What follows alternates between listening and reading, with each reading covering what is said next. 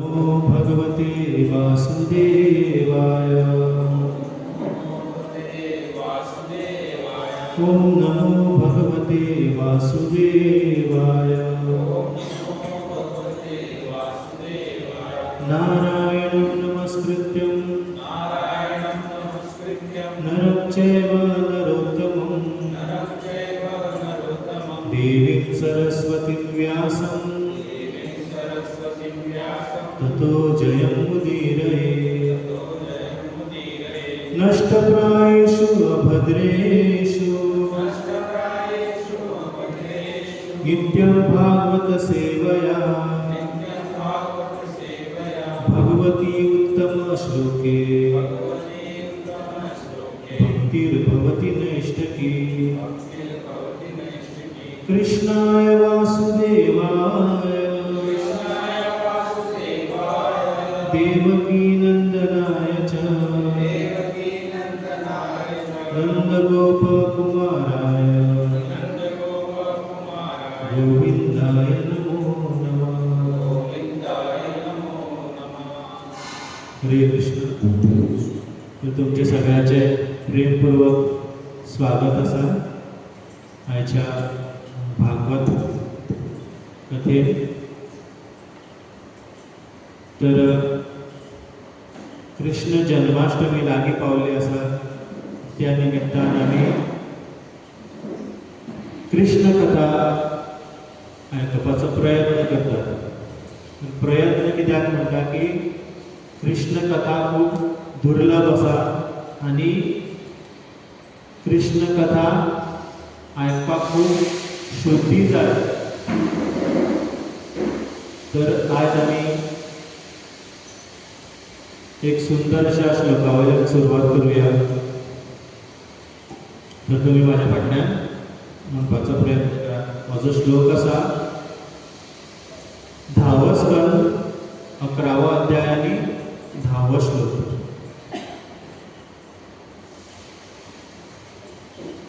तर ह्या श्लोकाचेर आमी फाटल्या प्रस्ताराक सुद्दां चर्चा केल्ली। तर आज इन डिटेल ह्या श्लोकाचेर आमी चर्चा करूया। त्रीणि भूफलानीति श्रुत्वा सत्वरम् अच्युत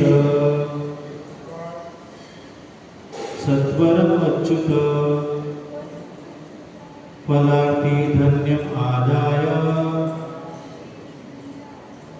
ययो सर्वफलप्रद। परतून एकदा त्रीणि भूफलानीति श्रुत्वा सत्वरमच्युत फलार्थी धन्यम् आदाय ययो सर्वफलप्रद। त्रीणि भूफलानीति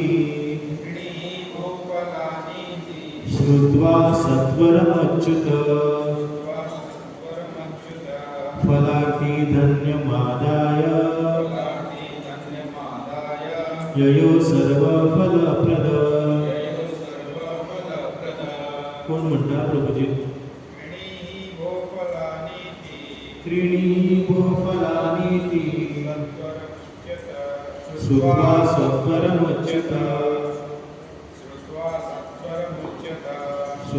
सत्वरमच्युत फलार्थी धान्यम् आदाय ययो सर्वफलप्रद।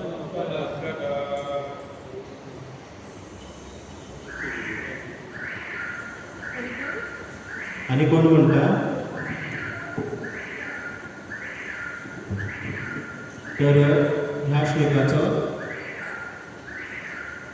अर्थ आम्ही पळयला। त्रीणि म्हणा, त्रीणि आकार खरेदे भो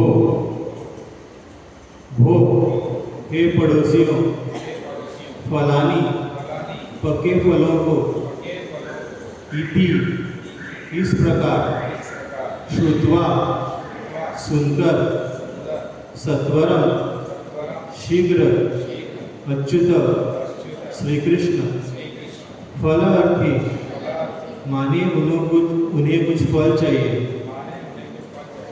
धान्यम आदाय कुछ धान लाकर ययो फल बेचने वाले के पास गए। सर्व फलप्रद हर एक को सभी फल करने वाले श्री भगवान को अब फल चाहिए थे। श्रील प्रभुपाद द्वारा अर्थ, एक बार एक फल बेचने वाली स्त्री पुकार रही थी, हे ब्रजभूमि वासियों, यदि तुम लोगों को फल खरीदने हैं तो मेरे पास आओ। यह सुनकर तुरंत ही श्री कृष्ण ने कुछ अन्न लिया और सौदा करने पहुंच गए, मानो उन्हें कुछ फल चाहिए थे। श्रील प्रभुपाद तात्पर्य परिता, सामान्यतया आदिवासी लोग गांवों में फल बेचने जाते हैं। यहाँ पर बताया गया है कि आदिवासी भगवान श्री कृष्ण से कितने अनुरक्त थे। आदिवासियों पर अनुग्रह करने के लिए भगवान श्री कृष्ण तुरंत अंजलि में धान लेकर फल खरीदने चले आए, क्योंकि अन्यों को ऐसा करते उन्होंने देखा था। ओम ज्ञानतिमिरान्धस्य ज्ञानाञ्जनशलाकया चक्षुरुन्मिलितं येन तस्मै श्रीगुरवे नमः। श्रीचैतन्यमनोभीष्टं स्थापितं येन भूतले स्वयं रूप कलामयं ददाति स्वपदान्तिकं। वन्देऽहं श्रीगुरुं श्रीयुतापदकमलं श्रीगुरुन् वैष्णवांश्च श्रीरूपं साग्रजातां सहगणा रघुनाथान्वितं तं सजीवं साद्वैतं सावधूतं परिजनसहितं कृष्णचैतन्यदेवं श्रीराधाकृष्णपादां सहगणा ललिता श्रीशाखान्वितांश्च। नमो विष्णुपादाय कृष्णप्रेष्ठाय भूतले श्रीमते भक्तिवेदान्त स्वामिनिति नामिने। नमस्ते सरस्वती देवे गौरवाणी प्रचारिणे निर्विशेष शून्यवादी पाश्चात्य देशतारिणे। हे कृष्णा करुणा सिंधु दीनबंधु जगत्पते गोपेश गोपिकांत राधाकांत नमस्ते। तप्त कांचन गौरांगी राधे वृंदावनेश्वरी वृषभानुसुते देवी प्रणमामि हरिप्रिये। नमो महावदन्याय कृष्ण प्रेम प्रदायते कृष्णाय कृष्ण चैतन्य नामिने गौरभूषे नमः। वाञ्छाकल्पतरुभ्यश्च कृपा सिन्धुभ्यैव च पतितानां पावनेभ्यो वैष्णवेभ्यो नमो नमः। जय श्री कृष्ण चैतन्य प्रभु नित्यानंद श्री अद्वैत गदाधर श्रीवासादि गौर भक्तवृंद। हरे कृष्णा कृष्णा कृष्णा हरे हरे, हरे राम राम राम हरे हरे। हरे कृष्णा कृष्णा कृष्णा हरे हरे, हरे राम राम राम हरे हरे। हरे कृष्णा कृष्णा कृष्णा हरे हरे, हरे राम राम हरे हरे। हरे कृष्ण। तुमचे सगळ्यांचे पुन्हा एकदा स्वागत। तर खूप सुंदर असा श्लोक असा 10व्या स्कंदात 11वा अध्याय। तर त्रिणीहि भूफलानीति श्रुत्वा सत्वरम अच्युत फलाति धान्यमादाय ययो सर्व फलप्रद। ह्याचा अर्थ कोकणीन आम्ही पोया आता। तर एक बार एक फल बेचने वाली स्त्री पुकार रही थी, म्हणजे एकदा एक फळं विकपी बाय किती करताली उलो मारताली किती म्हणून, हे ब्रजभूमि वासियों, यदि तुम लोगों को फल खरीदने हैं तो मेरे पास आओ। जर तुमको फळं घेवपाक जाय जाल्यार माझ्या फुड्यान या। यह सुनकर तुरंत ही श्री कृष्ण ने कुछ अन्न लिया और सौदा करने पहुंच गए। हे ऐकून भगवान श्री कृष्ण भितर गेले अन्न हाडपाक, हातीन आपल्या अंजलीन ते अन्न घेवन येता सौदा करपाक। म्हणजे पयलींच्या वेळार बार्टर सिस्टम आशिल्ली, कितें तरी दिवप आनी दुसरें कितें तरी घेवप। मानव मुनी कुछ फल चाहिए थे, जशें की ताका कितें फळां जाय आशिल्लीं। तर सामान्यतया आदिवासी लोग गाँवों में फल बेचने जाते हैं। तर हांगा सांगला की आदिवासी लोक गांवांत फळां विकपाक वयतात। आमच्या गांवांत बी येता, तुमच्या गांवांत येता? हय, आमच्या गांवांत आजून कोण कोण येता केन्ना आंबे घेवन, तवशीं घेवन। तर कित्याक ते आदिवासी भगवान श्री कृष्ण से कितने अनुरक्त थे, भगवान श्री कृष्णाक सुद्धा ते खूब प्रिय आशिल्ले।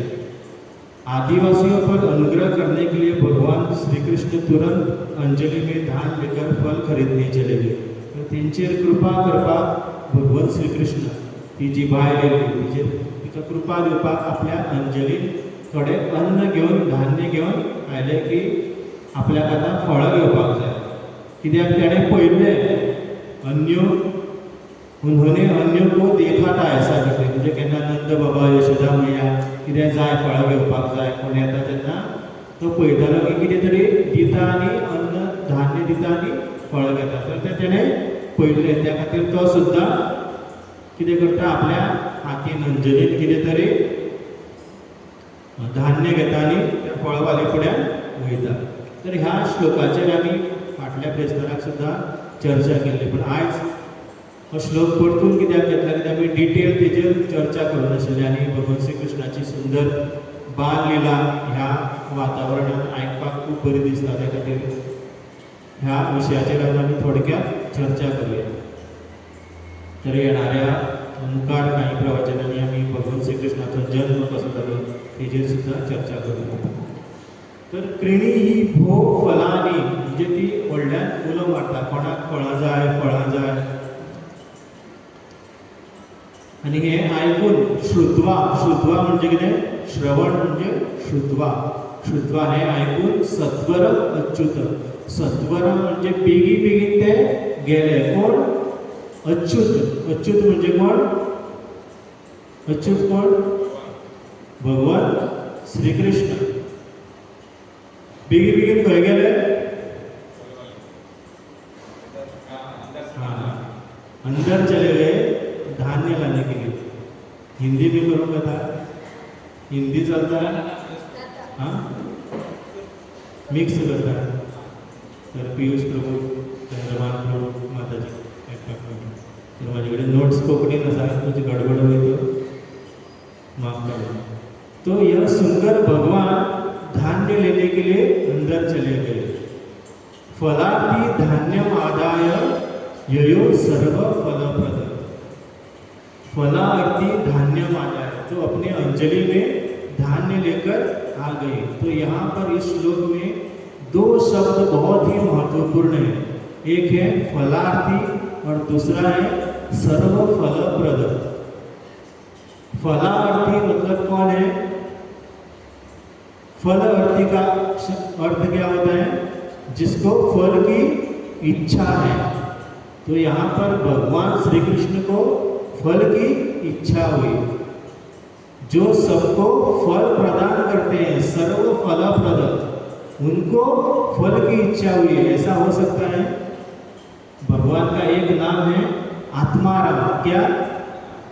जो भगवान अपने आप में संतुष्ट है, भगवान को किसी भी बाहर की वस्तु की कोई जरूरत नहीं है। तो ऐसे भगवान को फल की इच्छा क्यों हुई? जो सबको फल प्रदान करते हैं।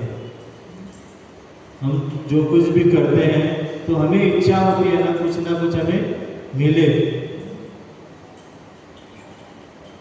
कुछ भी करें हमें वापस कुछ ना कुछ चाहिए, इसलिए हम हैं एक्चुअल वास्तव में फलार्थी। लेकिन यहाँ पर भगवान फलार्थी हुए हैं जो सर्व फलप्रद, जो सबको फल देते हैं। मान लो कोई ज्ञान योगी है, भगवद गीता में बहुत सारे योगों का वर्णन है। तो ज्ञान योगी भगवान से कैसे मिलना चाहते हैं? वो भगवान की ज्योति में विलीन होना चाहते हैं। तो अगर भगवान की इच्छा हो तो ही उनको वो वरदान या उनकी जो इच्छा है वो पूरी हो सकती है। तो ध्यान योगी क्या करना चाहते हैं? भगवान को अपने हृदय में जो परमात्मा है उसका अनुभव करना चाहते हैं। तो अगर भगवान की इच्छा हो तो ही उन्हें वो फल मिल सकता है। सभी के फल प्रदाता हैं। और आज इस श्लोक में हम देख रहे हैं कि भगवान को फल की इच्छा हुई। उसी तरह जब दामोदर लीला हुई थी तो उसमें भी एक श्लोक आता है, उसमें एक शब्द आता है स्तन्यकामी। तो यशोदा मैया का स्तनपान करने की उन्हें इच्छा होती है। तो ऐसे आत्माराम भगवान को क्यों इच्छा होती है फल की? क्या उन्हें कोई फल चाहिए उन्हें फल? तो क्या एक कौन सा फल भगवान चाह रहे हैं? अभी भगवान को फल की इच्छा हुई है, कौन सा फल है? कौन सा? विपिन बिहारी प्रभु कह रहे हैं कि प्रेम। सुंदर सही जवाब दिया। तो यहाँ पर भगवान प्रेम चाहते हैं। वो जो स्त्री आई थी फल बेचने वाली, तो उनकी भक्ति, उनका भाव, ये फल भगवान को वास्तव में चाहिए था। इसे पाने के लिए भगवान हाथ में क्या लेकर गए? अंजलि में धान्य लेकर गए। तो भगवान केवल हमारा भाव देखते हैं, इसलिए भगवान का एक नाम है भावग्राही जनार्दन। तो एक श्लोक आता है चैतन्य भागवत में, श्रील वृंदावन दास ठाकुर लिखते हैं कि मूर्खो वदति विष्णाय धीरो वदति विष्णवे उभयस्तु समम पुण्यम भावग्राही जनार्दन। तो इसमें कहा है कि मूर्खो वदति विष्णाय, मूर्ख जो होते हैं जिन्हें संस्कृत का ज्ञान नहीं होता है, जैसा कि मैं हूँ, तो वो क्या कहते हैं? विष्णाय नमः। और धीरो वदति विष्णवे, लेकिन जो धीर यानी कि बुद्धिमान होते हैं, जिन्हें संस्कृत का ज्ञान होता है, वो क्या कहते हैं? विष्णवे नमः। तो एज पर ग्रामर विष्णाय नमः गलत है, और सही क्या है? ओम विष्णवे नमः। पर उभयस्तु समम पुण्यम, फिर भी दोनों को समान पुण्य मिलता है। क्यों? क्योंकि भगवान कौन है? भावग्राही जनार्दन। तो भगवान क्या देखते हैं? भाव देखते हैं। आप कितने होशियार हो, आप कितने मूर्ख हो, ये भगवान नहीं देखते हैं। भगवान तो सिर्फ भाव के भूखे हैं, भाव के प्रेमी हैं। भगवान तो सिर्फ प्रेम चाहते हैं। तो कई बार लोग समझते हैं कि हमें भाग्य से भक्ति मिलती है। ये सही है? कौन कौन कहता है कि भाग्य से भक्ति मिलती है? भक्ति भाग्य से मिलती है? कभी हम लोगों को जब बुलाते हैं प्रवचन में, तो क्या कहते हैं लोग? देखेंगे भगवान कब बुलाता है। ये तो सबको अनुभव रहेगा कि हम डोनेशन के लिए जाते हैं, घूमते हैं, साल भर, इतने सालों से घूम रहे हैं, तो ये हमें अनुभव है।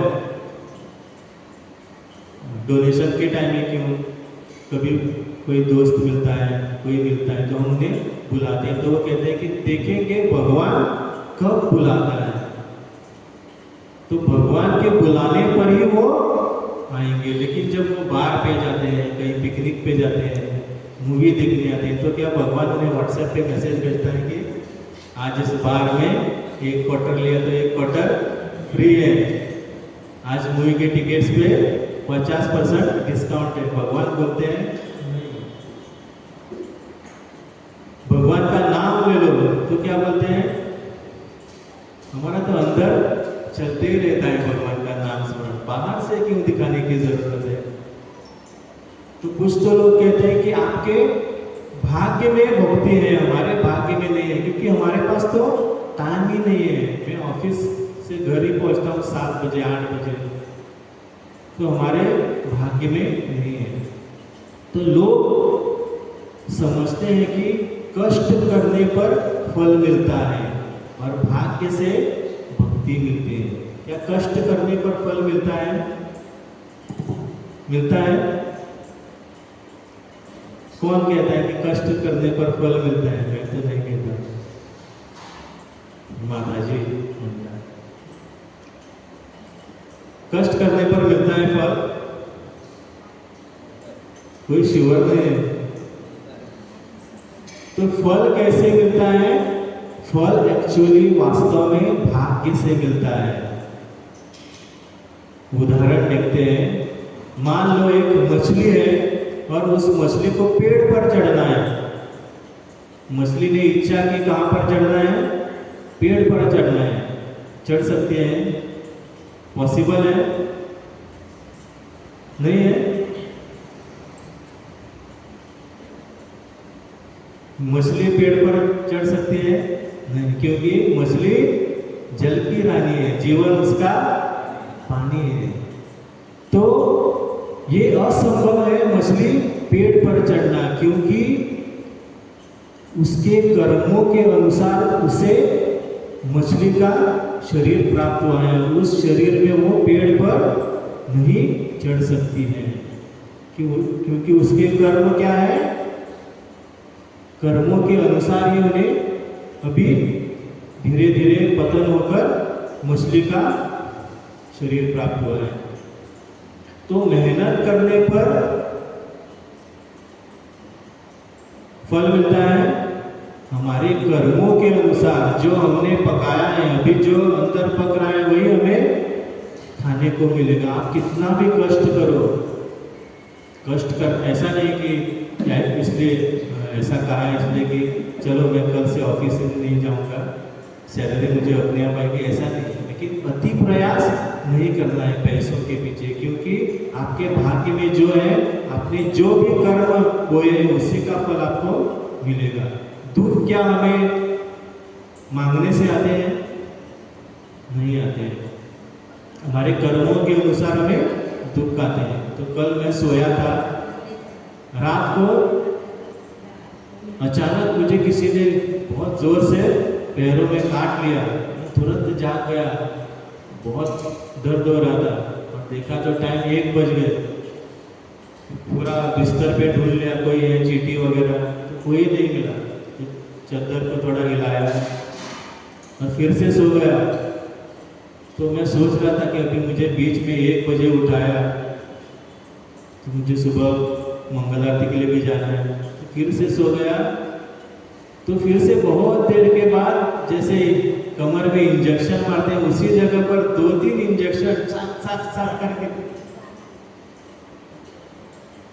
तो उस समय देखा तो 2:30 बज गए थे। तो पूरा मैंने ढूंढ लिया, कोई नहीं मिला। फिर पूरे कपड़े निकाल के कपड़े भी चेंज करके सो गया। तो क्या ये मैंने फल चाहा था? कैसे आ गया? मेरे कर्मों के अनुसार। तो जो भी फल हमें मिलते हैं वो हमारे कर्मों के अनुसार। आप कितना भी प्रयत्न करो, मुझे मर्सिडीज चाहिए, आपके अगर भाग्य में है तो ही आपको मर्सिडीज मिलेगी, ये शास्त्र बताते हैं। तो आपने देखा होगा कि महाराष्ट्र में एक रिक्शा ड्राइवर कौन बन गए? सीएम बन गए। और एक राष्ट्रपति, हमारे राष्ट्रपति कौन है? फल बेचने वाले आदिवासी।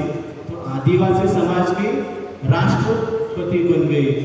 यूपी में संत सीएम बन गए। कहीं पर कोई चाय बेचने वाला कौन बन गया?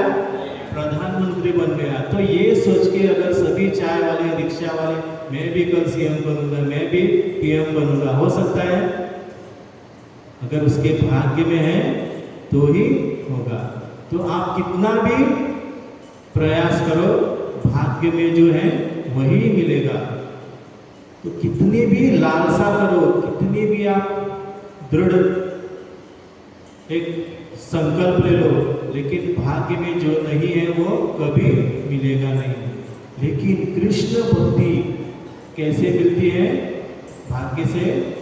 कृष्ण भक्ति के लिए हमें प्रयास करना चाहिए, लालसा करनी चाहिए, तभी कृष्ण भक्ति मिल सकती है। तो चैतन्य चरितामृत में मध्य लीला में एक बहुत सी सुंदर श्लोक है। कृष्ण भक्ति रस भाविता मति क्रियताम यदि कुतोपि लभ्यते तत्र लौल्यम अपि मूल्यम एकलम जन्म कोटि सुकृतिर्न लभ्यते। सर इंग्लिश में इसका मैं ट्रांसलेशन पढ़ता हूँ। Pure devotional service in Krishna consciousness cannot be had even by pious activity in hundreds and thousands of lives. It can be attained only by paying one price, that is intense greed to obtain it. If it is available somewhere, one must purchase it without delay.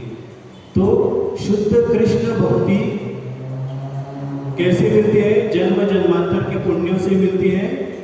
तो यहाँ पर क्या बताया है कि जन्म जन्मांतर के पुण्यों से भी नहीं मिलती है। It can be attend only by paying one price. एक ही मूल्य है कृष्ण भक्ति प्राप्त करने का। क्या है वो?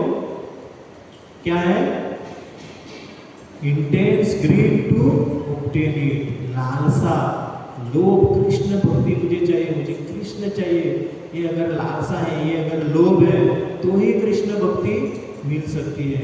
अगर ऐसी भक्ति, कृष्ण भक्ति करने का कहीं पर अवसर मिल रहा है, कृष्ण भक्ति के बारे में सुनने का कहीं पर अवसर मिल रहा है, तो परचेज इट विदाउट डिले, तो उसे खरीद लो। और उसे खरीदने के लिए क्या करना है? बैंक में से पैसे लाने हैं?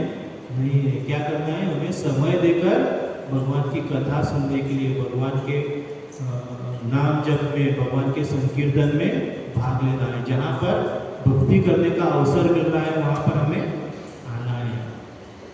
पर हम क्या सोचते हैं कि मेहनत से ही पैसे मिलेंगे और भाग्य से ही भक्ति मिलेगी। ध्रुव महाराज का एग्जाम्पल सभी को पता है। ध्रुव महाराज को भक्ति कब मिली? कब मिली? छोटी सी आयु में, लेकिन केवल 6 महीनों में उसने भगवान को प्राप्त कर लिया।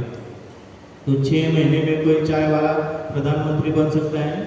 नहीं। तो भगवान को पाने के लिए अगर आपके पास बहुत ही दृढ़ निश्चय है, लालसा है, तो हम भगवान को अवश्य प्राप्त कर सकते हैं।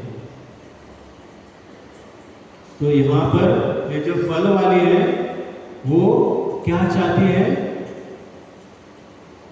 भगवान का प्रेम, भगवान की भक्ति चाहती है। लेकिन भगवान उसे क्या दे रहे हैं? क्या दे रहे हैं? धान्य के बदले भगवान ने क्या दिया उन्हें? जब वो घर पहुंची तो उसके टोकरी में क्या था? फल विक्रियाणि तस्य अच्युत धान्य करद्वयम फलेर पूरयद रत्ने फल भांडम अपुरीच। जब भगवान श्री कृष्ण तेजी से फल वाले के पास जा रहे थे तो उनकी अंजलि में भरा हुआ सा अन्न गिर गया। फिर भी फल वाले ने उनके दोनों हाथों को फलों से भर दिया। उधर उसकी फल की टोकरी तुरंत रत्नों तथा सोने से भर गई। तो फल वाले की टोकरी में क्या आया? सोना और रत्न आ गए। तो कितना अच्छा होता अगर हम भी वृंदावन में रहते, तो हम भी सारा बिजनेस छोड़ के कहाँ पर जाते? हमारे अनिकेत प्रभु अमूल का बिजनेस बंद करके हमें भगवान कृष्ण नंद महाराज के घर थोड़े से फल लेके आए। तो अमूल का बटर तो भगवान पिएंगे नहीं, क्योंकि भगवान नंद महाराज के पास बहुत सारी गायें हैं। तो इससे अच्छा फल भगवान को देंगे और बदले में क्या लेंगे? रत्न और सोना लेंगे। तो हम सबको बदले में कुछ ना कुछ चाहिए। हम सबको इच्छा है कि धन हमारे घर आए, धन अगर ज्यादा होगा तो हम अच्छी भक्ति करेंगे, ये हम सोचते हैं। जब भक्त नए नए भक्ति में आते हैं, जप करने लगते हैं, तो किसी किसी के घर में जैसे अभी भगवान ने इन्हें क्या दिया? सोना और रत्न दिए। तो कभी कभी हमारे कर्म ऐसे होते हैं कि भगवान की भक्ति करने से भगवान क्या कहते हैं, जो मेरी भक्ति करता है उसकी मैं सब उसका मैं जो भी है मैं संभालता हूँ। तो भगवान कभी कभी भौतिक फल भी प्रदान करते हैं। तो जब करते हैं अच्छे से भक्ति करते हैं तो घर में कुछ संपत्ति आने लगती है, घर में धन की वृद्धि होने लगती है, घर में गाड़ी आती है,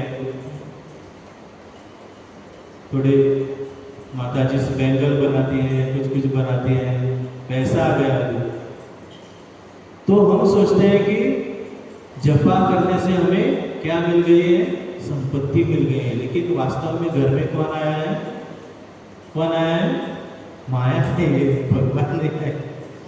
घर में माया का प्रवेश हुआ है, क्योंकि जितना हम धन इकट्ठा करते हैं तो थोड़े ना थोड़े भगवान से दूर हो जाते हैं। तो लास्ट वीक भी हमने डिस्कस किया था, मान लीजिए कि मैंने अभी कोई बड़ी गाड़ी खरीद ली, तो पता नहीं कल ही लाया तो आज मंगल आरती को मैं आऊँगा, या गाड़ी लेके मुझे किधर घूमना है। तो धन आने से क्या होती है कि इच्छा जो होती है भगवान को प्राप्त करने की, भगवान के प्रति जो भक्ति है वो थोड़ी थोड़ी कम होने लगती है। तो जब समुद्र मंथन हुआ था, सबको पता है कौन कौन गया था समुद्र मंथन? हम सब होंगे भी तो हमें याद भी नहीं रहेगा, और हमारा इतना भाग्य का, अगर उस टाइम हम रहते तो अमृत पीकर थोड़े अमर हो जाते थे, भूत पर नहीं रहते थे। तो जब समुद्र मंथन नहीं हुआ था, समुद्र मंथन से पहले देवता जो है भगवान की थोड़ी सी भक्ति करते थे, लेकिन जैसे ही समुद्र मंथन हुआ और अमृत पी लिया, वो जो थोड़ी सी भक्ति करते थे वो भी उन्होंने बंद कर लिया। लेकिन जो राक्षस थे उन्होंने तो अमृत नहीं पिया था, लेकिन उन्होंने गो सेवा करके बहुत सारी शक्ति इकट्ठी करके और अमृत पिए हुए देवताओं को, बलि महाराज जिसने अमृत नहीं पिया वो देवताओं को हराते हैं। तो इसका अर्थ क्या हुआ, जब ऐश्वर्य आता है तो हम भगवान को भूल जाते हैं, भगवान की भक्ति करना भूल जाते हैं। जितनी भी भौतिक प्रगति हमें भगवान की विस्मृति करती है, भगवान से हमें दूर लेकर जाती है। कुछ कुछ ऐसे भक्त होते हैं जो धन आने पर भी उनकी भक्ति में कभी कमी नहीं होती है, वो बहुत ही रेयर होते हैं। तो ये जो भौतिक धन है, भौतिक ऐश्वर्य है, वो एक बीमारी के समान है। हमें लगता है कि भौतिक ऐश्वर्य मिलेंगे तो हम और भी भक्ति करेंगे, लेकिन ऐसा बहुत ही रेयर होता है। तो एक बार एक महिला को बुखार आ गया, 102, कितना 102 बुखार आ गया। तो उन्होंने डॉक्टर को घर में बुलाया चेकअप करने के लिए। तो डॉक्टर आ गए, डॉक्टर ने चेक किया और बताया कि आपको 102 बुखार है। तो घर में एक काम वाली भी थी, तो मालकिन को बुखार आया तो इसको भी बुखार आया, ट्रांसफर होता है ना बुखार। तो मालकिन ने कहा कि जरा इनको भी देख लो, कई सालों से ये हमारी सेवा कर रही है। तो डॉक्टर ने उन्हें भी चेक किया, तो उन्हें कितना बुखार था, 103 बुखार था। तो ये कहने लगे कि अरे ये कैसे हो सकता है, मुझे 102 और उसको 103, मुझसे ज्यादा इससे क्यों?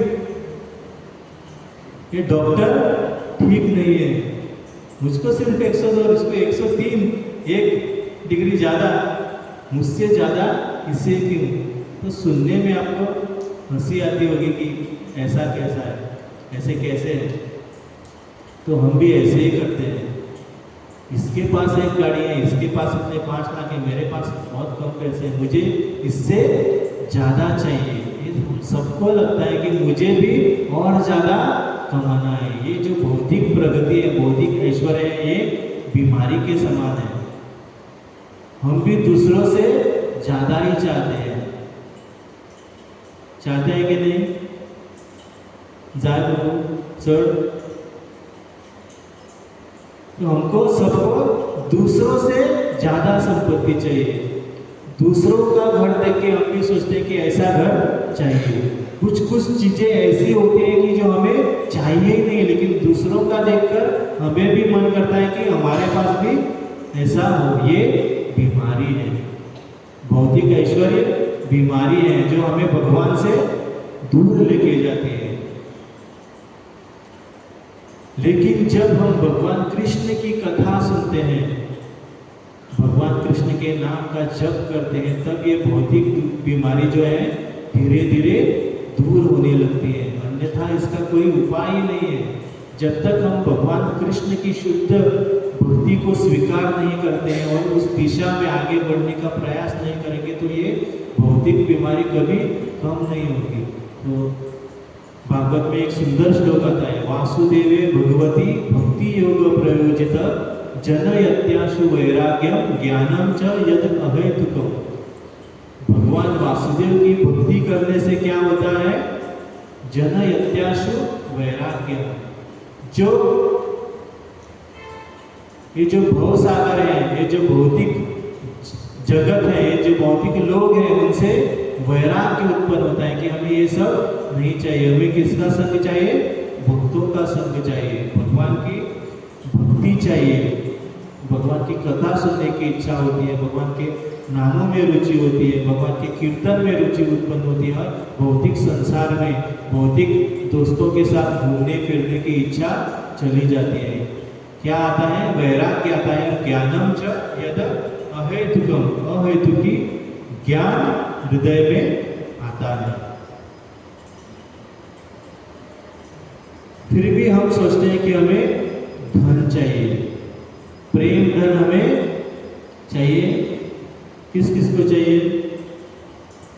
किसी को चाहिए भी नहीं। देखो, कथा सुनने के बाद भी मुझको तो प्रेम धन चाहिए। इच्छा है कि भगवान का प्रेम मिले। सच्चे भक्त को क्या चाहिए? भौतिक ऐश्वर्य चाहिए। क्या चाहिए? भगवान की भक्ति चाहिए, भगवान का प्रेम चाहिए। जो प्रेम भगवान श्री कृष्ण ब्रजवासियों को दे रहे हैं, वो प्रेम मुझे कब मिलेगा? ये सच्चे भक्तों की प्रार्थना रहती है, ना कि भौतिक प्रगति। मैं वो किस्त में जो गाड़ी रखे ना, वो लॉटरी निकालूंगा, मुझे एक गाड़ी लगनी चाहिए। हे भगवान, इतनी आपकी भक्ति कर रहा हूँ।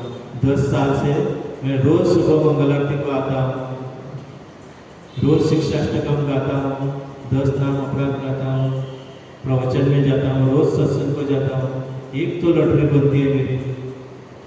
तो ऐसी इच्छा हमें होती है। लेकिन भगवान के शुद्ध भक्त क्या चाहते हैं? जैसा प्रेम भगवान ब्रजवासियों को दे रहे हैं, वैसा प्रेम मुझे भी मिले। जो प्रेम भगवान यशोदा मैया से कर रहे हैं, जो प्रेम नंद बाबा से कर रहे हैं, जो प्रेम गोपियों से कर रहे हैं, जो प्रेम मधुमंगल और कौन है सखा? कौन? जोर से बोलिए। हाँ, तो सभी सखा को जैसे भगवान प्रेम कर रहे हैं, वैसा प्रेम मुझे भी चाहिए। ये एक भक्त की आशा होती है। तो इससे क्या होता है? भगवान से संबंध जुड़ने लगता है। तो ये भक्तों की प्रार्थना होती है, और ये हमारी भी प्रार्थना होनी चाहिए कि भगवान का प्रेम हमें कब मिलेगा। तो भगवान के भक्त भगवान से इतना प्रेम करते हैं, इतना प्रेम करते हैं कि कभी कभी वो भगवान को डांटते हैं। जैसा हम घर में अपने बच्चों को, कभी कभी बच्चे माँ बाप को भी डांटते हैं। तो मेरी बेटी तो मुझे बहुत डांटती है, तो उसके डांटने से ही मैं डर जाता हूँ। तो ऐसे भगवान के भक्त भी भगवान को कभी कभी डांटते हैं। तो एक बार भगवान के साथ गेम खेलते हैं। कोई तो गेम होता है, जो हारेगा उसे घोड़ा बनना है। तो भगवान अपने भक्तों को प्रसन्न करने के लिए स्वयं हार जाते हैं।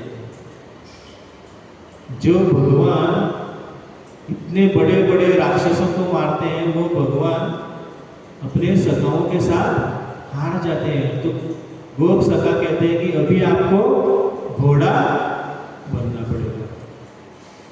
तो भगवान घोड़ा बनते हैं कि नहीं बनते? इस प्रसंग में भगवान घोड़ा नहीं बन रहे हैं कि भगवान को कृष्ण बोल रहे हैं कि मैं क्यों घोड़ा बनूं, मैं तो नंद बाबा का राजा का पुत्र हूं, मैं घोड़ा नहीं बनूंगा।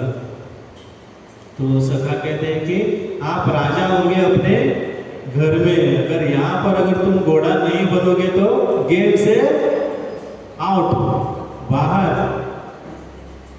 तो भगवान कृष्ण तो घोड़ा बनने के लिए तैयार नहीं। तो रोते रोते क्यों रो रहे हैं? क्योंकि उसको गेम से बाहर निकाल दिया। तो रोते रोते कहाँ पर चले गए?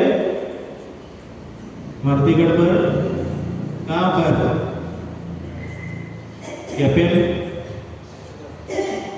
यमुना नदी के पास चले गए, ब्रह्मांड घाट के पास चले गए। तो वहां पर बैठ के रो रहे हैं। अब कुछ तो अभी लीला करनी है, तो क्या कर रहे हैं? अभी जमीन पर क्या है? मिट्टी है। वो मिट्टी निकालकर खाने लगे। तो बाकी के दोस्त अभी चुपके से इसे देखने के लिए आ रहे हैं। तो मधुमंगल तो पक्का आएगा, क्योंकि ये कहीं जाकर कुछ खाएगा तो मुझे भी कुछ खाने को मिलेगा, ये सोच के मधुमंगल भी गया देखने के लिए। तो यहाँ पर भगवान क्या कर रहे हैं? मिट्टी खा रहे हैं। तो सभी सखा इस मौके का फायदा उठाकर अभी इसको मार पड़ना ही चाहिए। ये घोड़ा तो नहीं बना, तो मैया को अभी कंप्लेंट करेंगे। तो मैया इसको पकड़ेगी, मिट्टी खाते हुए रंगे हाथ पकड़ेगी और इसे अच्छा मार पड़ेगा। ये सोच के देखो भगवान के भक्त कैसे भगवान के साथ दोस्त क्या कर रहे हैं? धोखा दे रहे हैं। तो यहाँ पर जाके सखा जो है मैया को कंप्लेन करते हैं। तो मैया भी हाथ में छड़ी लेकर जल्दी जल्दी आती है यमुना तट के पास।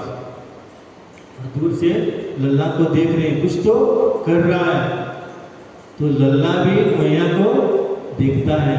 अगर मैया पास आई तो मिट्टी मुंह में देख लेगी, इसलिए जल्दी जल्दी मिट्टी खाने लगता है। तो मैया आकर उसके पास आते हैं और पूछते हैं कि मैंने सुना है कि तुम जो हो मिट्टी खा रहे हो, क्या ये बात सही है? तो लल्ला क्या कहता है? मैंने मिट्टी नहीं खाई। तो मैया पूछती है कि आपके जो सखा कह रहे हैं कि आपने मिट्टी खाई है। तो भगवान कहते हैं कि वो सब झूठे हैं। यहाँ पर झूठा कौन है? अभी कौन झूठा है? स्वयं भगवान कृष्ण झूठ बोल रहे हैं। जब भगवान कृष्ण देवकी के गर्भ से बाहर आए थे सभी देवताओं ने प्रार्थना की। क्या प्रार्थना की? सत्यव्रतम सत्य परम त्रिसत्यम सत्यस्य योनिम निहितम च सत्य सत्यस्य सत्यम हृदय सत्य नेत्रम सत्यात्मकम त्वाम शरणं प्रपन्नम। तो इसका अर्थ कभी बताऊंगा, लेकिन कितनी बार कह रहे हैं कि सत्य सत्य सत्य सत्य सत्य, ऐसे परम सत्य अभी क्या बोल रहे हैं? झूठ बोल रहे हैं। तो मैया कहते हैं कि दाऊ भैया भी कह रहे हैं कि आपने मिट्टी खाई है। तो दाऊ भैया भी झूठ बोल रहे हैं। दाऊ भैया तो कहते हैं कि नंद बाबा गोरे हैं, यशोदा मैया गोरी है, मैं भी गोरा हूं, तुम कैसे काले हो? तुम हमें यमुना के तट पर मिले थे, तुम वास्तव में नंद बाबा के पुत्र नहीं हो। ऐसा दाऊ भैया हमेशा कहता है। दाऊ भैया भी झूठ बोल रहे हैं। तो कभी कभी मेरी बड़ी बेटी छोटी वाली को चिढ़ाती है। तो पहले के टाइम में कौन से ये थे कैमरा, जो डिजिटल कैमरा, तो उस फोटो खींचते थे और प्रिंट लेकर रखते थे, अभी कहाँ कोई प्रिंट लेता है, क्योंकि मोबाइल में सब डेटा है। तो उसके बहुत सारे फोटो प्रिंट है, लेकिन छोटी वाली बेटी का कुछ, तभी मेरे पास अच्छा मोबाइल नहीं था, तो कोई फोटोस नहीं है। तो वो कहते हैं कि आप हमें इधर पीछे काजू के जंगल में मिली थी। तो दोनों लड़ते रहते हैं। वो कहते कि मेरा देखो बचपन का सभी फोटोस है, आपका कुछ भी प्रूफ नहीं। तो मैं भी उसे कहता हूँ कि कभी कभी नहीं, तुम भी हमें जंगल में मिली थी। तो वो कहते नहीं, मेरे पास सभी प्रूफ है। माँ जो स्त्री प्रेग्नेंट होती है, जो 7वें महीने में क्या करते हैं, उसे कोकणी में फुला कहते हैं ना, उसे हिंदी में क्या कहते हैं?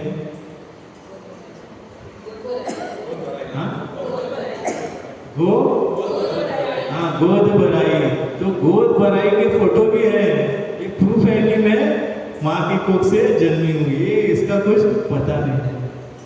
तो ऐसे भगवान कृष्ण कह रहे हैं कि दाऊ भैया मुझे हमेशा ऐसे चिढ़ाते रहते हैं, दाऊ भैया भी झूठे रहते हैं। तो अभी मैया कहती है कौन सच्चा कौन झूठा कब पता चलेगा?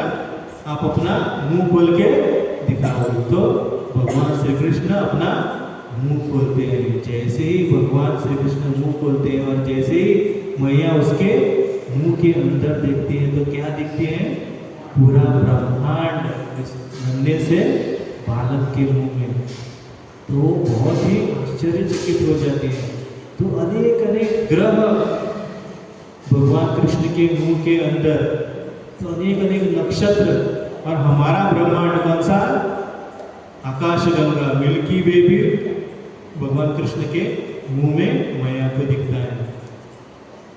तो मैया देखती है कि उस मिल्की वे में, आकाश गंगा में हमारी पृथ्वी भी मैया को दिखती है। और उस पृथ्वी में भारत खंड दिखता है, भारत खंड में मथुरा प्रांत दिखता है, और उस मथुरा प्रांत में ब्रजभूमि भी दिखती है, और उस ब्रजभूमि में नंद भवन दिखता है, और उस नंद भवन में मैया स्वयं को देख रही है। कहाँ पर जा रही है? यमुना नदी के पास। तो ये देखकर मैया आश्चर्यचकित हो जाती है। तो मैया को शंका आती है कि ये जो मेरा बच्चा है कहीं स्वयं भगवान तो नहीं है। तो मैया को शंका आती है। मैया एक बार सोच लेती है कि मेरा जो लल्ला है स्वयं कौन है? भगवान है। तो अभी कृष्ण को भी पता चलता है कि मैया अभी क्या समझ रहे हैं कि मैं भगवान हूँ। तो मान लीजिए कि हमें कल पता चल गया कि ये नमिता माता जी स्वयं दुर्गा देवी है, तो क्या वो वहाँ पर ऐसे बैठ के प्रवचन सुनी तो हम क्या करेंगे? तो स्वयं दुर्गा देवी है, तो मैं भी इधर से उठ जाऊंगा। दुर्गा देवी के सामने मैं क्या प्रवचन करूंगा? तो नचिकेत प्रभु भी डर जाएंगे। नचिकेत प्रभु खुद को शेर समझते हैं, तो वो समझेंगे क्या दुर्गा देवी मेरे ऊपर बैठ गई तो मैं क्या करूंगा? तो उदाहरण दृष्टांत है कि मान लीजिए कि कोई साधारण व्यक्ति बहुत बड़ा है, कोई चमत्कारी शक्तियों से भरा है, कोई देवी है, तो उसको हम बहुत ही ज्यादा आदर सम्मान देने लगेंगे। तो भगवान भी सोच रहा है कि मैया को अगर पता चल गया कि मैं भगवान हूँ, तो कल से मैया मुझे थोड़ी ऐसा छड़ी लेके आएगी, तो मुझे डांटेगी नहीं, मुझे अपने गोद में नहीं बिठाएगी। मुझे कहाँ बिठाएगी? ऑल्टर में बिठाएगी, मेरी पूजा करेगी, मेरी आरती करेगी। तो कल से वात्सल्य लीला खत्म। तो इससे अच्छा भगवान क्या करते हैं? मैया का जो मेमोरी कार्ड है उसमें से एक पोर्शन डिलीट करते हैं। तब मैया सोचती है कि मेरे लल्ला को क्या हुआ, कि वो भूल गई, इसके ऊपर कोई भूत प्रेत तो नहीं बैठा है, क्या क्या ये कर रहे हैं। तो वहां पर ब्रह्मांड घाट में नजदीकी एक भगवान शिव का मंदिर था। तो मैया लल्ला को लेकर उस मंदिर में चली जाती है और भगवान शिव से प्रार्थना करते हैं कि इसके ऊपर कोई बहुत ही बड़ा संकट आया है, कृपा करके इसका जो संकट है उसे निकाल दो। तो ये प्रार्थना सुनकर भगवान शिव जी वहां पर प्रकट हो जाते हैं। और शिव जी कहते हैं कि आपका जो लल्ला है इसका दर्शन मात्र करने से सबके संकट हरण हो जाते हैं। तो तब से उस महादेव का नाम पड़ा संकट हरण महादेव, और आज भी वो मंदिर वृंदावन में है। संकट हरण महादेव की जय। तो आपके ऊपर भी कोई संकट आया तो उन्हें क्या कहना है, हमें हमारे लल्ला है तो उनसे भी प्रार्थना करो और लल्ला का भी दर्शन करो, तभी संकट चला जाएगा। तो सभी देवी देवता भी भगवान कृष्ण की भक्ति करते हैं, क्योंकि ईश्वर परम कृष्ण सच्चिदानंद विग्रह अनादिरादिर गोविंद सर्व कारण कारण। तो ऐसे भगवान की कथा सुनने में हमें हमेशा क्या करना है, उत्साहित रहना है। हमेशा भगवान की कथा सुनने का प्रयास करना चाहिए। जो भी मौका मिलता है भगवान की कथा सुनने के लिए, जहाँ कहीं पर अवसर हो, फ्री हो और हमारे इस्कॉन के भक्त वहाँ पर कथा कर रहे हैं तो हमें जाना चाहिए। तो ऐसी बहुत भगवान ने बहुत सारी सुंदर लीलाएं की। तो जब भगवान कृष्ण इस फल वाले को सोना देते हैं तो वो सोना देखकर बहुत रोने लगती है, क्योंकि उसे क्या चाहिए था, भगवान का प्रेम चाहिए था। तो वो सोचते हैं कि भगवान ने मेरे फलों की तुलना इस धन से, इस सोने से, इस रत्नों से की है। मुझे ये सब रत्न, ये सोना नहीं चाहिए, मुझे आपकी भक्ति चाहिए, मुझे आपका प्रेम चाहिए। उसी तरह जब रामायण में भी हम देखते हैं कि जब प्रभु रामचंद्र सीता मैया जब गंगा नदी के पास पहुंचते तो उन्हें गंगा नदी कौन पार कराता है, केवट। जब केवट नदी पार कराता है तो मैया सोचते हैं कि इन्होंने हमारी मदद की है तो हम इसके ऋणी बन गए। तो मैया सीता मैया अपनी अंगूठी निकालकर भगवान रामचंद्र को देती है और कहते हैं कि इसे केवट को दे देना। तो भगवान वो अंगूठी जो है सोने की अंगूठी केवट को देते हैं। तब केवट बोलता है कि आज मेरे जन्म जन्मांतर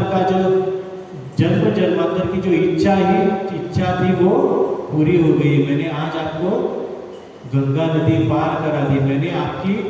मैं कुछ तो आपकी सेवा के काम आया, आज मैंने आपको गंगा नदी पार करा दी, तो आप भी मुझे इस भव सागर को पार करा दो। देना है तो मुझे आपकी भक्ति दो, ये सोना मुझे नहीं चाहिए। तो हमारी भी भगवान से हमेशा ऐसी ही प्रार्थना होनी चाहिए कि हमें भगवान से कुछ नहीं चाहिए, केवल आप चाहिए।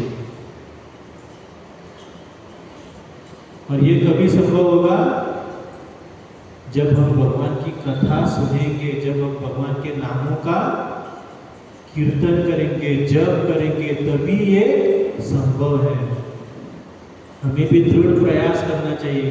भगवान की भक्ति को प्राप्त करने का एक ही प्राइज है, एक ही मूल्य है। क्या है वो? मात्र लौल्यम अपि एकलम मूल्यम, एक ही मूल्य है, लौल्य। लोभ करना, भगवान मुझे केवल आप चाहिए, ये लोभ हमें क्या करना है, इकट्ठा करना है, ना कि मुझे ये गाड़ी चाहिए, वो गाड़ी चाहिए, मुझे पैसा चाहिए, मुझे बहुत अच्छे अच्छे कपड़े चाहिए, धन ऐश्वर्य चाहिए, प्रगति चाहिए। इस लोभ को छोड़ के हमें इस लोभ को प्राप्त करना है। कौन से लोभ को? भगवान को प्राप्त करने का लोभ जो है, इसे प्राप्त करने का प्रयास करना चाहिए। लोभ को प्राप्त करने का भी हमें प्रयास करना चाहिए, तभी भगवान की भक्ति करने में हमें आसानी हो जाएगी, रुचि आने लगेगी। और इसका अच्छा माध्यम है भगवान की कथा और भगवान का नाम। कथा सुनने पर भगवान के विषय में रुचि उत्पन्न होती है और इस रुचि से नाम जप की भी रुचि उत्पन्न होती है। तो भगवान के नाम में सब कुछ समाहित है। भगवान और भगवान का नाम, इसमें कोई फर्क है? कोई फर्क नहीं है। नाम चिंतामणि कृष्ण चैतन्य रस विग्रह पूर्ण शुद्ध नित्य मुक्त अभिन्नात्व नाम नामिनी। नाम नामकारी बहुधा अभी अभी हमने गाया कि जो सर्वशक्ति भगवान के नाम में सब शक्ति समाहित है। भगवान और भगवान के नाम में अभिन्नत्व नाम नामिनी। भगवान और भगवान का नाम, इसमें कोई अंतर नहीं है। तो एक लास्ट हम उदाहरण लिखकर खत्म करते हैं। तो एक बार संत सूरदास और संत तुलसीदास के बीच बहस हो जाती है कि कौन बड़ा। संत सूरदास किसके भक्त हैं? किसके? योगेश्वर बाबा के। किसके? भगवान कृष्ण के भक्त हैं। जन्म से कैसे थे? पीछ गुरु को पता है कैसे थे? हाँ, अंधे थे। और तुलसीदास किसके भक्त थे? भगवान राम के भक्त थे। तो दोनों में बहस होती है कि राम बड़ा या कृष्ण बड़े।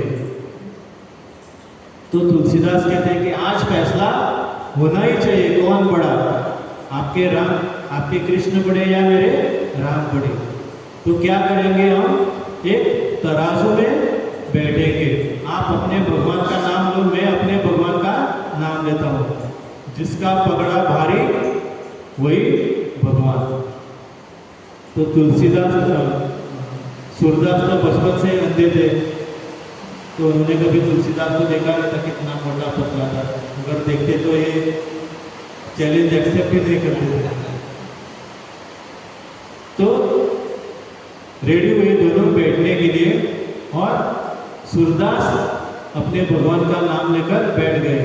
बाल गोपाल की जय करके बैठ गए। और उस साइड में तुलसीदास भगवान, सियावर रामचंद्र भगवान की जय। कौन जीत गया? बोलो, कौन जीता? कौन कहता है कि सूरदास जीता? कौन कहते हैं कि तुलसीदास जीता? बोलो। और कौन कहते हैं कि दोनों जीते? जैसे कि दीप प्रभु के दोनों जीत गए, ड्रॉ। तो जैसे ही तुलसीदास बैठ गए, सूरदास हवा में आ गए, ऊपर चढ़ गए।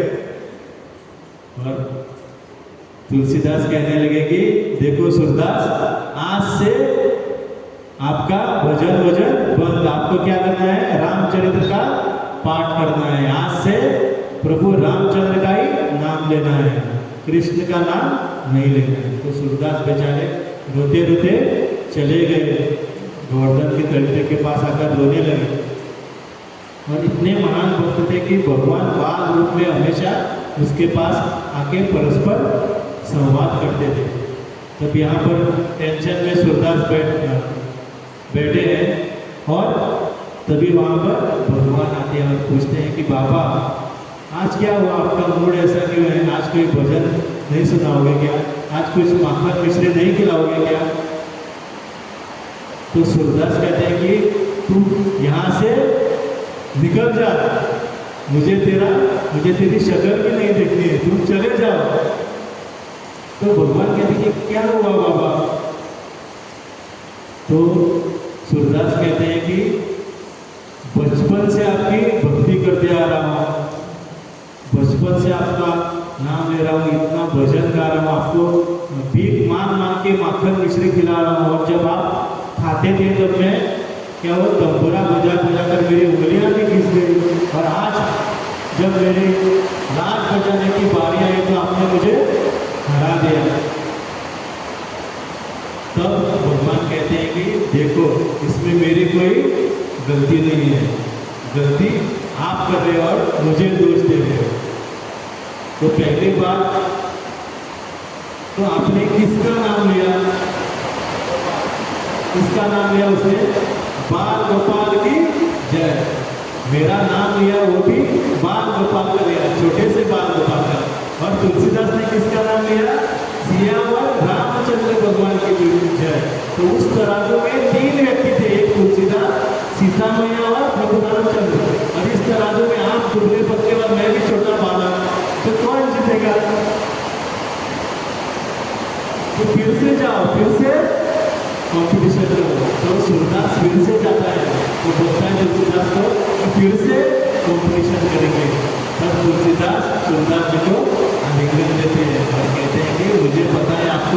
किसने भेजा है। तो इससे क्या साबित होता है कि भगवान के नाम में कितनी शक्ति है। नाम नाम करे गौरा निज सर्वशक्ति। तो कृष्ण कहते हैं कि अगर आपने राधा कृष्ण की जय बोलते तो आप अवश्य जीत जाते। तो नाम में सभी शक्ति समाहित है। तो हमें भगवान के नाम का आश्रय लेना है, भगवान की कथा सुनने का प्रयास करना है। जितना भी अवसर मिलता है भगवान की कथा, इस पूरे चतुर्मास में, इस जन्माष्टमी के अवसर, इस जन्माष्टमी को मनाने के लिए हमें भगवान की कथा सुनते रहना चाहिए, ताकि हमारा जो मूड है, किसी भी कारण से हमारा जो भाव है वो कभी खराब ना हो। इसलिए कथा सुनते रहना है और भगवान का नाम लेते रहना है। हरे कृष्णा कृष्णा कृष्णा हरे हरे, हरे राम राम राम हरे। बहुत बहुत धन्यवाद।